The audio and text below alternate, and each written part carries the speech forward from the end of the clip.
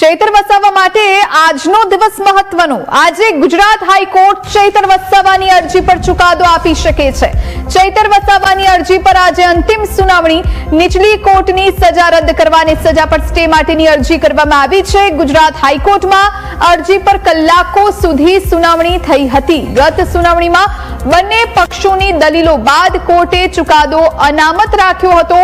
High court અરજી ફગાવે તો ચૈતર વસાવાની મુશ્કેલીમાં વધારો થઈ શકે છે। નીચલી કોર્ટે 7 વર્ષની સજા ફટકારતા ધારાસભ્ય પદ પર પણ જોખમ રહેલું છે।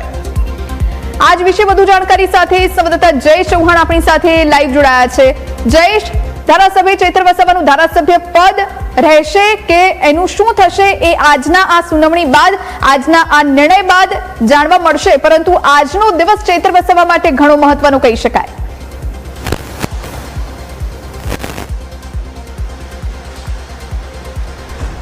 જુઈ ચોક્કસથી, કારણ કે જે પ્રકારે ડેડિયાપાડામાં ધારાસભ્ય અને આમ આદમી પાર્ટીના ધારાસભ્ય ચૈતર વસાવા છે તેમની સામે અને તેમના પત્ની સહિત કુલ 9 જેટલા લોકો છે કે જેની સામે આક્ષેપ હતા કે તેમણે વનકર્મીઓ છે તેમના પર હુમલો કર્યો, તેમને ધાક ધમકી આપવામાં આવી, તેમની પાસેથી ખંડણી છે તે લેવામાં આવી હતી ને ત્યારે આ સમગ્ર કેસ છે તે ડેડિયાપાડાની કોર્ટમાં ચાલ્યો ને ત્યારબાદ કોર્ટે ચૈતર વસાવા સહિત આરોપીઓ છે તેમને 7 વર્ષની જેલની સજા છે તે સંભળાવી હતી ને ત્યારબાદ તમામ જે આરોપીઓ છે તેઓ ગુજરાત હાઈકોર્ટ પહોંચ્યા હતા, જેમાં ચૈતર વસાવાને બાદ કરતા તમામ જે આરોપીઓ છે તેમને જામીન મળી ચૂક્યા છે ને હવે ચૈતર વસાવા છે તેઓ ખુદ ધારાસભ્ય છે ને એવામાં જે નિયમો કહે છે કે 2 વર્ષથી વધુની સજા જનપ્રતિનિધિને થાય તો તેમનું જે પદ છે તે ગુમાવવું પડે છે। ત્યારે ચૈતર વસાવા છે તે નીચલી કોર્ટના હુકમ સામે છે તે ગુજરાત હાઈકોર્ટ પહોંચ્યા હતા ને તેમાં તેમણે સજા પર સ્ટેની માગણી છે તે કરી હતી, તેની સાથે જામીન છે તે આપવા પણ માંગ કરી હતી ને સાથે જે નીચલી કોર્ટનો ચુકાદો છે તે રદ કરવામાં આવે તે અરજી સાથે તેઓ ગુજરાત હાઈકોર્ટ પહોંચ્યા હતા ને ત્યારે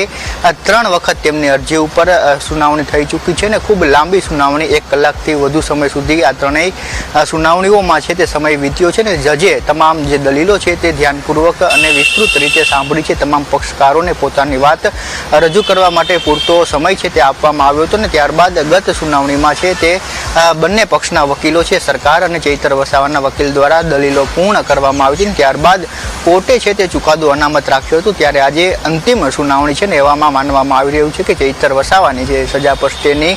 માંગ સાથે અરજી કરવામાં આવી હતી તેમાં જસ્ટિસ વિમલ વ્યાસ છે તે ચુકાદો આપી શકે છે અને જે આ જે ચુકાદો છે તે એટલા માટે મહત્વનો છે કારણ કે જો ચૈતર વસાવાની અરજી છે તે ગુજરાત હાઈકોર્ટ ફગાવી દે છે તો તેમની પાસે જે લીગલ રેમેડીઝ બચે છે તે માત્ર એક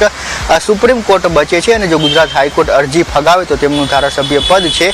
તે જોખમમાં આવી શકે છે કારણ કે આગામી મહિનામાં વિધાનસભાનું 3 દિવસનું સત્ર મળવાનું છે ને એ પહેલા વિધાનસભાના અધ્યક્ષ શંકર ચૌધરી જો નીચલી કોર્ટના ચુકાદા ઉપર નિર્ણય કરે તો ચૈતર વસાવાનું ધારાસભ્ય પદ છે તે રદ ગણાશે। એટલે હવે તમામ જે નજર છે તે આજના ચુકાદા ઉપર રહેલી છે। જયેશ, આભાર આપનો, આપ જોડાયાને જાણકારી આપી તે માટે।